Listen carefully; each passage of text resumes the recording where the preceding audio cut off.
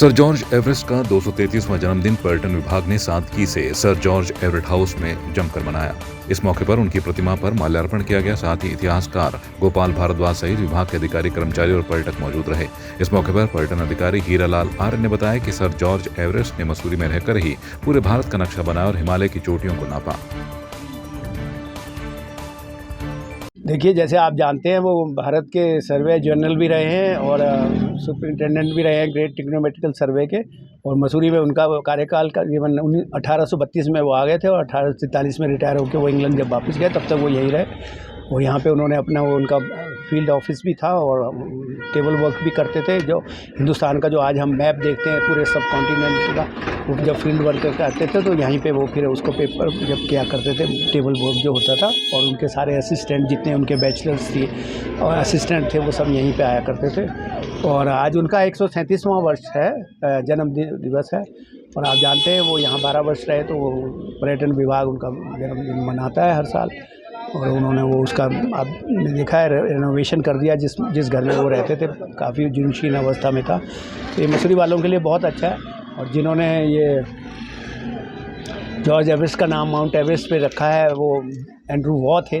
वो आप जानते हैं मसूरी नगर पालिका के वो अध्यक्ष भी रहे हैं 1855-56 में। तो मसूरी तो या तो फौज की वजह से बनाया गया कैंटोनमेंट और सर्वेयर की वजह से मसूरी नगर पालिका की स्थापना हुई है। सारे ज़्यादातर शुरू में जो मसूरी में सर्वेयर ही थे जिन्होंने यहाँ पे अपने मकान बनाए थे उस समय। तो इनकी बहुत मसूरी शहर को देन है। और ये इंटरनेशनल पर्सनैलिटी आप जानते हैं, इसको और इसकी पब्लिसिटी और पर्यटन विभाग को करनी चाहिए। इंटरनेशनल अंतर्राष्ट्रीय हस्ती है।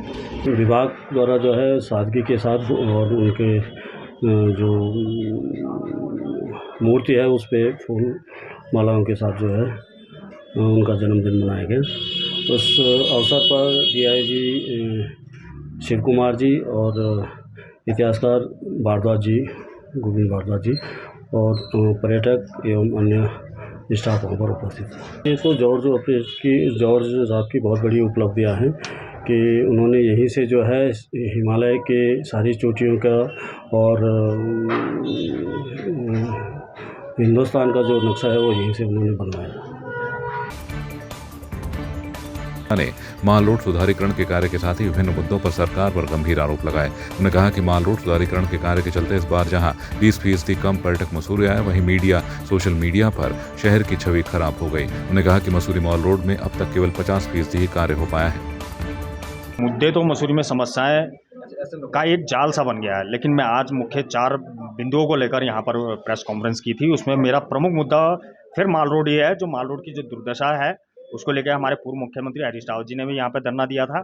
और जो माल रोड की जो दुर्दशा है जिसके कारण जो इस बार का पर्यटन सीजन था वो 25% कम रहा और जिससे मसूरी की अर्थव्यवस्था कहीं ना कहीं डगमगाई है। इस अर्थव्यवस्था का जो जिम्मेदारी है, जो नुकसान हुआ है, उसकी जिम्मेदारी कौन लेगा? क्या माननीय मंत्री जी अपने घर में जो 15 जून को एक बैठक लेते हैं, जब पूरा सीजन चरम पे आ जाता है तब वो बैठक लेते हैं कि माल रोड से मसूरी की छवि धूमिल हो रही है, तो उन्हें 15 जून को जाकर याद आया कि मसूरी की छवि धूमिल हो रही है, जबकि जो मसूरी की छवि है वो लगातार मार्च से धूमिल होती रही, जिस कारण यहाँ पर्यटक इस बार कम संख्या में यहाँ पे पहुंचा। सोशल मीडिया के माध्यम से, अखबारों के माध्यम से छवि जो है वो, क्योंकि जो हकीकत थी वो पत्रकारों ने भी दिखाई और जो हकीकत यही थी कि माल रोड की हालत बहुत दयनीय थी, जो लगातार पर्यटकों को भी गई और पर्यटकों ने जो अपना घूमने का जो प्रोग्राम बनाया था वो और पर्यटक स्थलों की और वो लोग चले गए और जिससे मसूरी का पर्यटन सीजन को भारी नुकसान हुआ है। वहीं मेरा दूसरा ये कहना है कि जो आप लोग योजनाएं तो बना देते हैं, क्या आप जनता के सामने उन DPR को रखते हैं कि ये योजना है, इसमें कौन विस्थापित हो रहा है, इनमें किसको कौन हताहत हो रहा है? आज फिर नगर पालिका द्वारा 6 दुकानदारों को और पार्किंग जो MDD की पार्किंग है उनको नोटिस दे दिया जाता है कि आपको यहाँ से हटाया जाएगा 15 दिन के अंदर। तो क्या आपको ये बात आज से 2 साल पहले नहीं पता थी जब इसकी DPR बनी थी कि कौन कौन इसमें इस एरिया में आ रहे हैं और किनको कैसे विस्थापित करना है? क्या जब सर पे आएगी तभी आप लोग जागेंगे? आप अगर ये काम आपको करना ही था तो आप 2 साल 3 साल हो गए, कब से ट्रॉली का प्रोजेक्ट चल रहा है, कई साल बीत चुके हैं, तो क्या तब से वो DPR तैयार नहीं थी? डीपीआर तो पहले से तैयार थी कि कौन कौन सी चीज़ें उसमें अड़ रही है, किन चीज़ों को कैसे विस्थापित करना है। तो मेरा तो ये कहना है कि पहले नगर पालिका और पर्यटन विभाग को अपनी जिम्मेदारी तय करते हुए सबसे पहले विस्थापन का उनका कार्य करना चाहिए, तब उनको नोटिस जारी करना था। और अगर नोटिस जारी कर भी दिया है, लेकिन पहले उनका विस्थापन करें, नहीं तो कांग्रेस उनके साथ खड़ी है और उग्र आंदोलन के लिए भी कहीं ना कहीं हर सीमा तक वो जाएगी, जिसकी संपूर्ण जिम्मेदारी शासन प्रशासन की होगी। पौड़ी शहर से सटे चंदोला राय गांव में घात लगाए गुलदार ने एक 4 वर्षीय बच्ची पर हमला कर उसे घायल कर दिया। घायल बच्ची का जिला चिकित्सालय में उपचार चल रहा है। जानकारी देते हुए ग्राम प्रधान चंदोला राय संगीता देवी ने बताया कि 4 वर्षीय बच्ची ऋतु राणा अपनी मां के साथ बाहर बाथरूम के लिए जा रही थी। इतनी देर में घात लगाए गुलदार ने उस पर हमला कर दिया। पहले घटना हुई थी, बड़ी लड़की में अग्रम हो रहा था बाघ के लिए, उसकी थाली में खाना खा रही थी, बाघ उसको पकड़ नहीं आ रहा था, लेकिन वो अटैक नहीं कर पाया उसको। तीसरा बार दूसरी लड़की को उसने अटैक किया सर दरवाजे से। चौथा बार सर छोटी लड़की को अटैक किया उसको। अब क्या किया जाए सर, इसके लिए अब मैं ध्यान से करता हूँ, कभी रात को घर में आता हूँ, कभी दिन में सुबह जाता हूँ, रात को घर में आता हूँ मैं सर। उसके लिए क्या किया जाए सर? मैं गरीब आदमी हूँ, 4-5 बच्चे, अकेले काम करता हूँ, कैसे पाले जाएंगे? आजकल मतलब जो है अभी तो पहले जो है 16 तारीख में घटना घटी थी, उस चक्कर में हमने गटोले में पिंजरा भी लगा रखा है और लगातार गश्त जारी है।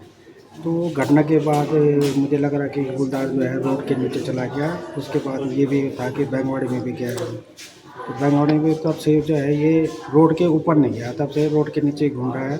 और हमारे द्वारा गटोले में 2 पिंजरे लगाए गए हैं, तो हम लगातार गश्त कर रहे हैं और पेट्रोल पंप से लेके और गटोले से लेके और ये सर्किट हाउस से होते हुए ATM आवास होते हुए और शिवपति में पूरा आजकल गुलदार का जो है सामना हो रहा है और लगातार दिखाई दे रहा है। मानना क्या है ये बाघ ने तो 24 घंटे इतना आतंक मचा रखा वहाँ पे। उससे पहले एक बड़ी बहन को पकड़ा वहाँ पे, है ना। खैर शासन प्रशासन जो स्टाफ है, विभाग है, आ ही रहे हैं वहाँ पे, गश्त में भी आ ही रहे हैं, लेकिन बाघ का करना क्या है किसी ने भी, है ना। अब भाई साहब लोगों को हम तुरंत फ़ोन करते आते हैं, लगाया उन्होंने पिंजरा भी लगा रखा है, लेकिन पिंजरे का क्या महत्व, जो भाई बाघ तो दिन पर दिन बढ़ता ही जा रहा है ना। हमले भी करते जा रहा है, पहले गडोली में भी किया उन्होंने, अभी 15 दिन पहले, 1 महीने पहले उसी की बड़ी बहन को पकड़ा। क्या किया जाए? शासन प्रशासन क्या सोचता है मतलब इस बारे में?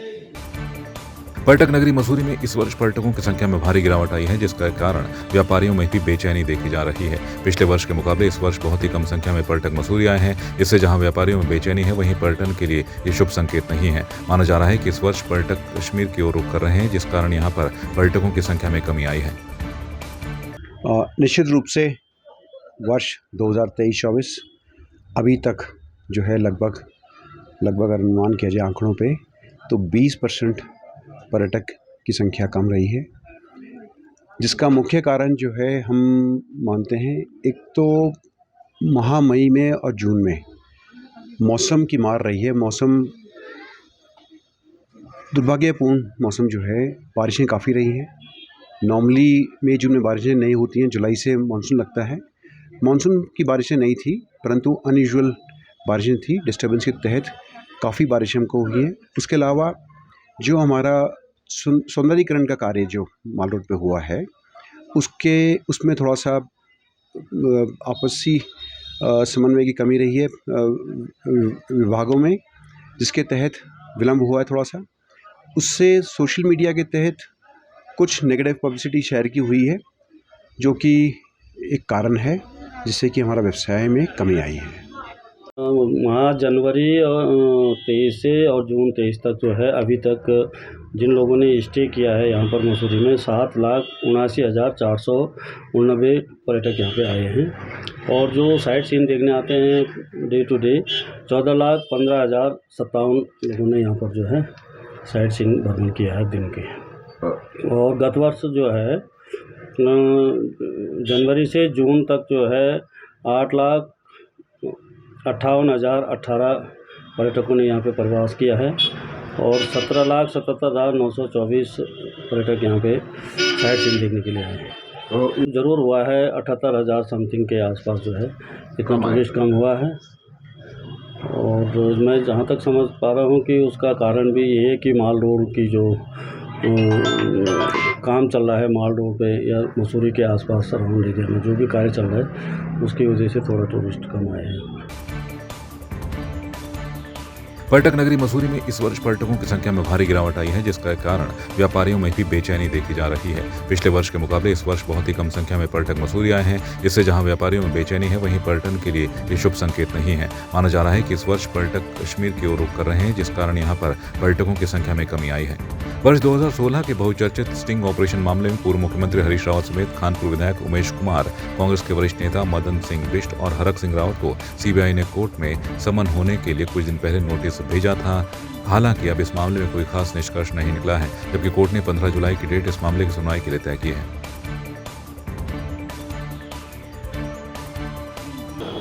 न्यायालय ने 15 तारीख की डेट दी है।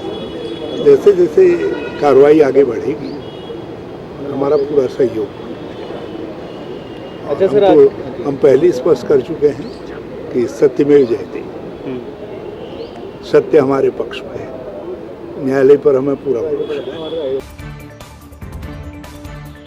रायपुर पुलिस को बड़ी कामयाबी हाथ लगी। आपको बता दें कि कांवड़ मेले में भारी मात्रा में 2 किलो चरस लेकर दून पहुंचे अभियुक्त को पुलिस ने गिरफ्तार किया, जिसकी कीमत लगभग 10 लाख रुपए बताई जा रही है, जो पहाड़ी जनपद से लाई गई थी।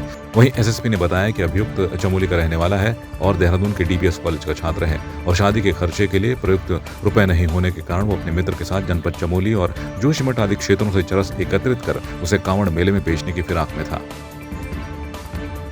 हमारे रायपुर थाने ने 2 किलो चरस बरामद किया है। उसमें जो अभियुक्त है बलदेव पंवार, ये आपका उर्गम जोशीमठ का रहने वाला है और इसका अंतर्राष्ट्रीय मार्केट में लगभग 10,000 रुपया इसकी कीमत आकी गई है और इस पूरी टीम को मेरे तरफ से 10,000 का इनाम। उत्तराखंड में टैक्स चोरी कर धड़ल्ले से दौड़ रही दूसरे राज्यों की रोडवेज बस के बारे में कोई जानकारी रोडवेज के पास नहीं है। वहीं महानगर के अध्यक्ष ने बताया कि देहरादून, विकासनगर, डाकपत्थर एवं अंतर्राज्यीय मार्ग की बसों के वाहन स्वामियों ने उत्तराखंड राज्य में करोड़ों रुपए का टैक्स चोरी हर महीने कर रहे हैं और पता होने के बावजूद भी परिवहन विभाग और आरटीओ ने रिश्वत खाकर करोड़ों रुपए के राजस्व का नुकसान राज्य को पहुंचाया है। लेकिन हाँ, अभी मुझे जो है आदरणीय प्रधानमंत्री जी कार्यालय से तो पत्र क्या वो उसमें हमारे को मैसेज आ गया था, लेकिन उसमें जो है वो माननीय मुख्यमंत्री जी को कार्यालय भेज दी गई है उन्होंने जांच को, लेकिन उस जांच का जो पत्र अभी मेरे पास नहीं आया है। लेकिन प्रधानमंत्री कार्यालय से ये कह दिया गया है कि आपकी जांच जो है मुख्यमंत्री कार्यालय को प्रेषित कर दी गई है। बीजेपी ने धामी सरकार के 2 वर्ष के कार्यकाल को जनहित में लिए गए साहसिक और ऐतिहासिक फैसलों से भरा बताया और कहा कि इससे राज्य को न केवल विकास में रफ्तार तेज हुई है, बल्कि पारदर्शिता का वातावरण और भ्रष्टाचार के खिलाफ मुहिम पर बांध चढ़ी। बीजेपी प्रदेश अध्यक्ष महेंद्र भट्ट ने कहा कि मुख्यमंत्री पुष्कर धामी के तमाम निर्णय आज देश भर में सराहे जा रहे हैं और कुछ राज्य उन फैसलों का अनुसरण करने की कतार में हैं। देहरादून के पटेल नगर क्षेत्र में सड़क पर अवैध रूप से बने चैम्बर को हटाने गई लोक निर्माण विभाग की टीम के साथ एक कंपनी के ठेकेदार समेत कुछ लोगों ने मारपीट कर दी। पुलिस ने मामले में मुकदमा दर्ज कर करीब 10 लोगों को पूछताछ के लिए हिरासत में लिया है। पटेल नगर थाने के प्रभारी निरीक्षक सूर्यभूषण सिंह नेगी ने बताया कि लोनिवी के राष्ट्रीय राजमार्ग खंड के सहायक अभियंता अमित कुमार वर्मा ने तहरीर में बताया कि हरिद्वार बाईपास पर आईएसबीटी से रिस्पना पुल तक अतिक्रमण के खिलाफ अभियान चलाया गया था। आरोप है कि ब्राह्मणवाला चौक के निकट एक कंपनी द्वारा अवैध चैम्बर बनाया गया था, जिसको विभाग की टीम ने हटा दिया।